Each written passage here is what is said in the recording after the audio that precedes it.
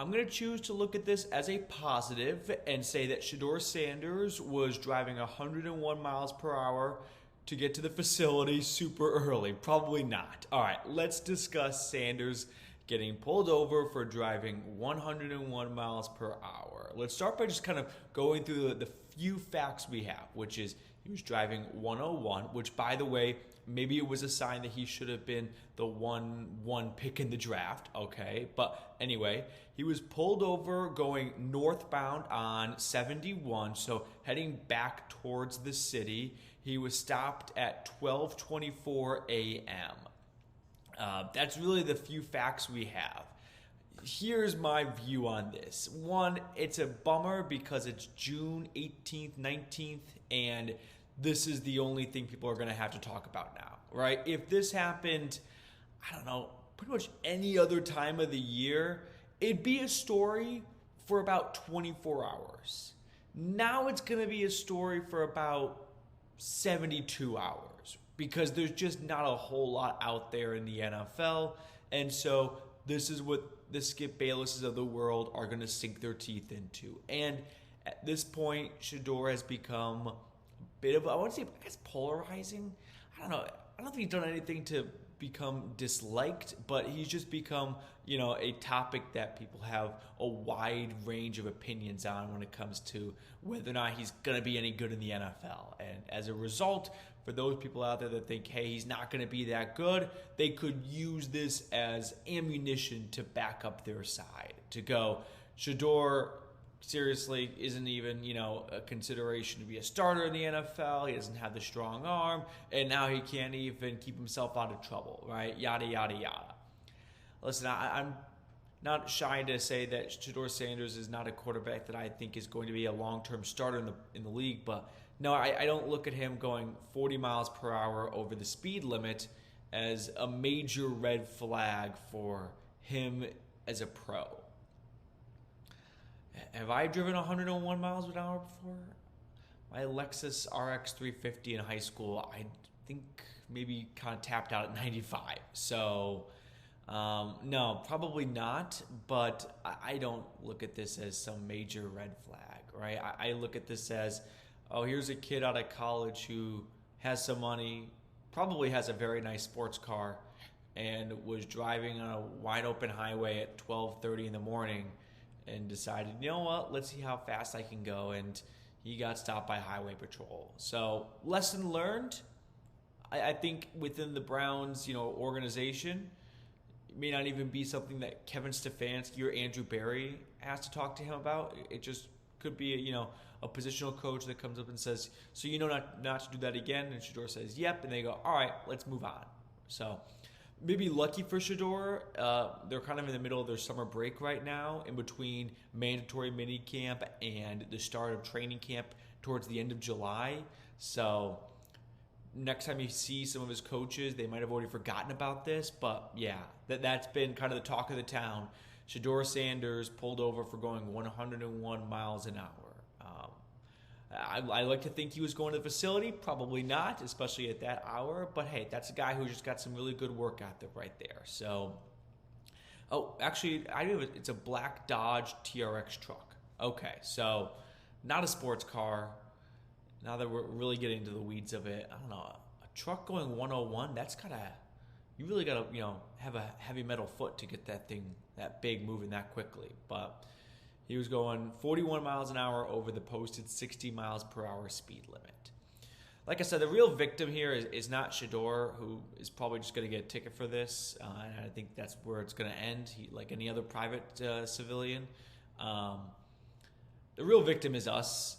The real victim is you right now, because I'm talking about this. Because when I saw that, I was like, all right, well, I'm going to have to talk about that, because sadly, there's just not a lot of other juicy content out there in the middle of June to discuss. So now your stream and your feed is filled with the same topic, the same story over and over again, which it's not that juicy of a story. It's Shedeur Sanders is going 40 miles an hour over the speed limit. Right? Now, if this becomes a habit, so then we got something, right? Then we got someone who's not maybe learning their lesson, and someone who's a bit reckless, And that type of personality can peek through in a work environment of, wow, you don't really seem to care about your well-being if after you get stopped the first time for going 101 miles an hour, you repeat it later on again. But that's a bridge too far. We're not at that point. So at this moment in time, no, I don't have a concern in the world over this. I think it's a learning lesson. I think he, pays his fine, he gets his ticket, it's fair, and you move on. Not something to really lose sleep over. Not something that we need to discuss and break down for the next 2 or 3 days, right? We get the facts like this right now, 101 in a 60 mile per hour speed zone on 71 northbound, and that's that. So I'm excited for training camp and the quarterbacks to get back, obviously for football to kind of start to get back underway a little bit. It's going to be a fun quarterback battle.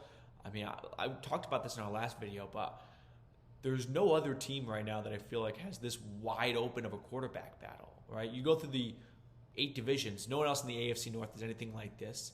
I mean, Pittsburgh's got Aaron Rodgers, but that's a slam dunk. You look at the NFC North, and all 4 of those teams have their quarterback one sewn up. I mean, J.J. McCarthy's like on the least stable ground of the 4, but still, he's the starter without question. You look at the NFC East, and you got the Giants who have Russell Wilson, Jackson Dart, and Jameis Winston. I think there's even one more I'm blanking on. But I think Russell Wilson has that job to open up the season, somewhat like Joe Flacco. But still, that's probably as close as you're going to get to Cleveland. And I don't think Jackson Dart had the greatest minicamp performance in the world. Rest of the NFC East is pretty sewn up. Yep, Washington, Philly, Dallas. AFC East, you got Miami, Buffalo, the Jets with Justin Fields and Tyrod Taylor. That could be something to watch for in July and August. And who else am I forgetting? Jets, Dolphins, Bills, and Patriots. Mac Jones, yeah. So in the South, Atlanta's got Michael Penix. The Saints have one. That's a juicy one as well, I guess. That's a depressing one. That's not a juicy one. That's just depressing. And you've got Carolina, Bryce Young, and Tampa. Yeah, Baker. And in the AFC South, Texans, no. Titans, they got Cam Ward now. Sorry, Will Levis. And Jacksonville with Lawrence, no. And the Colts kind of got one, yeah, with Anthony Richardson and Daniel Jones for sure. I think DJ's going to pull out ahead in that one. In the West now, Denver, no. Kansas City, no. Vegas, no. And Chargers, no. In NFC West, Kyler Murray. You got Seattle with Darnold. Obviously known as San Francisco. And who am I forgetting? San Francisco, Seattle.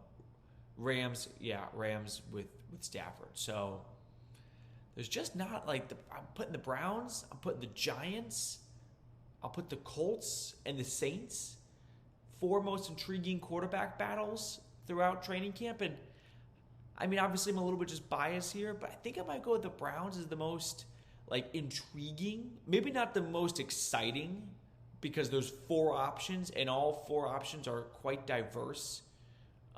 You got 40-year-old veteran. You got former first-round pick in Kenny Pickett. You got 5th-round pick Shedeur, who people thought would be the 2nd overall pick. So that's a whole video. That's a whole story in itself. And then there's Dylan Gabriel, a 3rd-round pick, who people thought would be a 5th-round pick. And you don't really have that 4 unique of backgrounds with the other teams that have quarterback battles. All right, so that's going to do it for us on today's video. Shedeur, I know you're watching. Just slow down a little bit because you're giving Browns fans a heart attack. I'll sign off, and I'll see everyone later.